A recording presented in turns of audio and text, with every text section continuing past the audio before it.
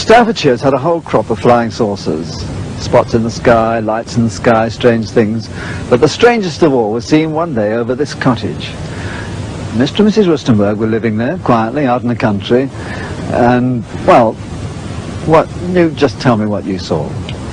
Well, it was one ordinary day. I was waiting for my husband to come home from work, and my two sons went to Seifert to school, and I was getting changed, and I heard this terrific noise. It was just like a giant cauldron of water being poured onto a fire, a shh sort of noise, you know.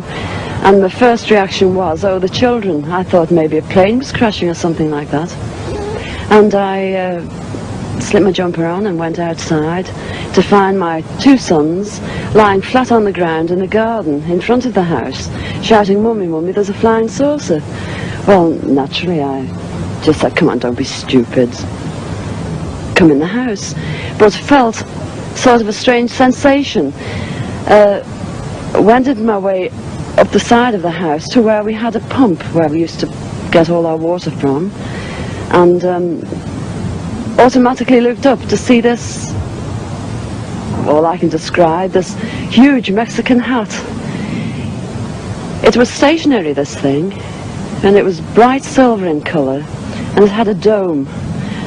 It was tilted to sort of, I could see the occupants in it.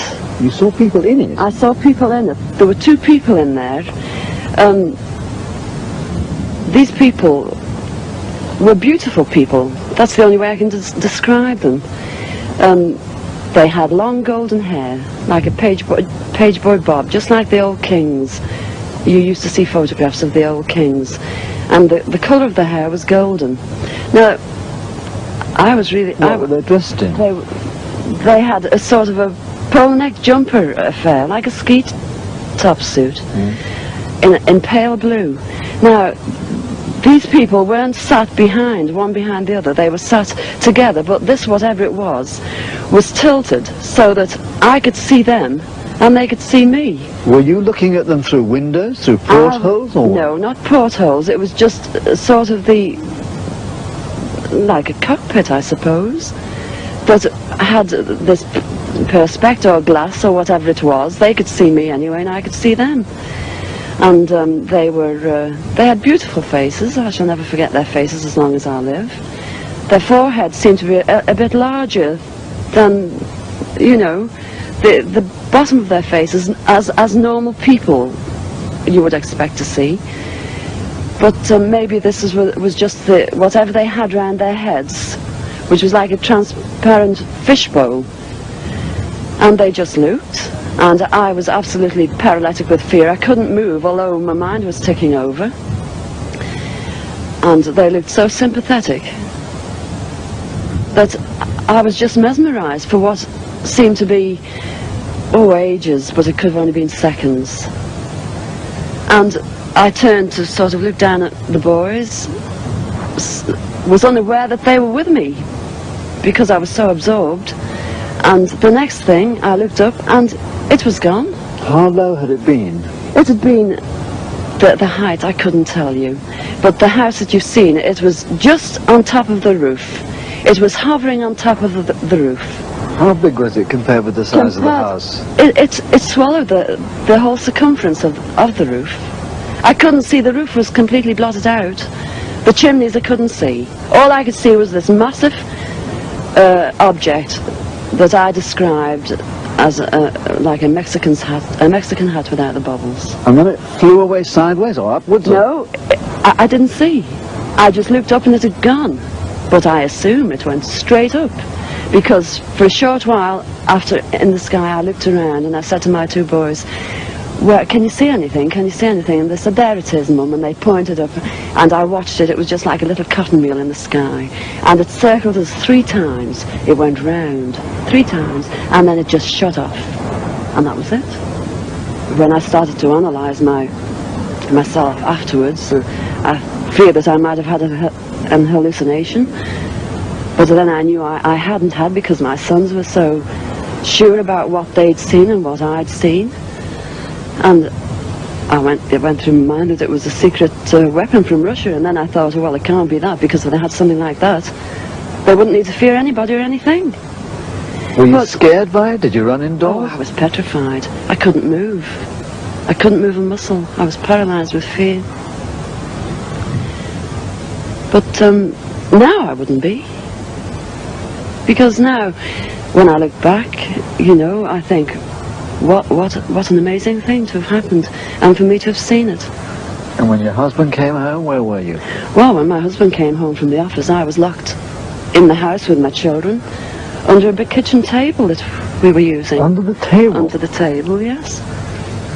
It's funny now when I look back, you know, it sounds absolutely ridiculous, but this is the truth. This happened. And that's it.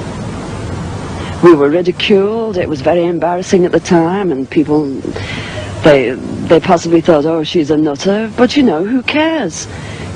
This is something that happened to me, and I'm a practically minded person, and that's it.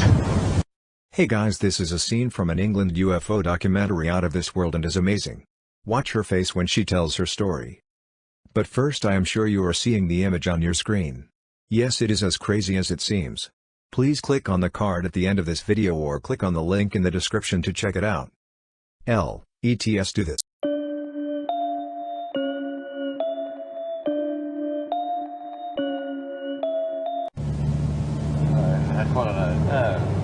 One November evening last year, Mrs. Bowles and a friend of the family, Mr. Pratt, were driving out of Winchester when they saw a light in the sky, a light seen by many other people that night. This is where we see the large orange light. That's right, yes, we did. Yes, on their left. On the left here. Yes. And then it disappeared, and I am coming up to it now. It appeared again here. But right. It started hovering down below the back of these trees and the hedges here. We came on down the road for another quarter of a mile, maybe a bit more. We turned sharp left to come into Chilcombe Lane.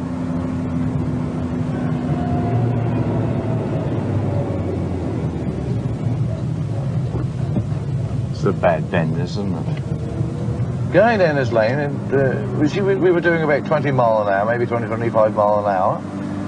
Done about 70 yards down, all of a sudden this car suddenly went crazy. It just leapt off the road to the right, and the engine started to rev.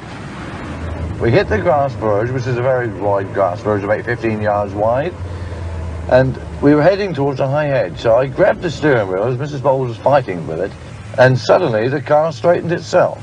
We came down the grass verge for about 10 to 15 yards, and we came to a stop. And it was though we'd hit an invisible barrier, which it gave, because it didn't throw me forward into the seat, but it gave and then brought us back to our normal stopping position. That was when we see... Well, then sorry, yes? That was when we see what I shall say a cigar-shaped object hovering in front of us. Inside were three figures. Yes, they had it like a cockpit. In the cabin was in the front of the cigar-shaped thing, and was lit up, but not glowingly lit up. It was a very easy light to look at. It was hovering. It had either steam or vapour coming out like gas jets. Then I see one of these figures get out of this thing, this object, and it started walking across towards me. Yes, it was. Now, as it was walking across towards me, I heard a whistle. Which I didn't hear. It's like a whistling kettle starting to whistle. Now, he had on like a boiler suit, but it was with a polar neck collar. He had a seam down on his right-hand side. As he walked across, he come to my window. He put his arm on the roof of my car and looked in. Now, he was a tall man, roughly 6'1", 6'2". He had pink eyes, which were very piercing. He had sideboards and a beard, which met. He looked in at me, then he looked at Ted. After looking at Ted, he looked at my dashboard. And as he was looking at the dashboard, my car engine started up. Now, the car ignition keys was turned off. And as the engine started up of my car, my headlights were 4 times powerful than what they normally are. It was just like a glow of white. I see a movement of this figure. Oh, by the way, I grabbed Ted. And I said, no, Ted, don't get out, because he wanted to get out. And I just literally wrapped my body around Ted. And then I opened one eye, because I'd had my eyes shut. And I opened one eye and I said, look out, Ted, he's going round the back to you. I see a movement, thinking he was going round the right, all the way round my car. Ted looked over his left-hand shoulder to have a look around to see if he was coming round. And my words were, don't open the door, Ted, don't open the door. But while Ted was looking round and me huddled to him with my eyes closed, the figure disappeared with the object. After it gone, after a few seconds, which seemed hours to us, Ted said, well, let's go. Oh, he asked me if he could drive, and I said, not likely. It only meant because it meant me getting out of my car. I put it in first and started off, but we could not move. It was as though we were still hitting an invisible barrier. Well, I put her back in neutral and waited for a few seconds, and then I started off again. And we went off perfectly normal in the car. On the Monday, when I got up, I had a rash on my face, down my neck, and along onto my shoulder. Which side? On the right-hand side. It was all like blotchy. It could have been a nerve rash, or it could have been where that gentleman was stood by my window. Incidentally, since this happening, I have had a telephone call from a person from London telling me on no account am I to say anything to anyone about this, what we've seen, because I should be having a government official come round to see me. And after all, this is England and this is a free country, and I will speak and say what I want, which is the truth.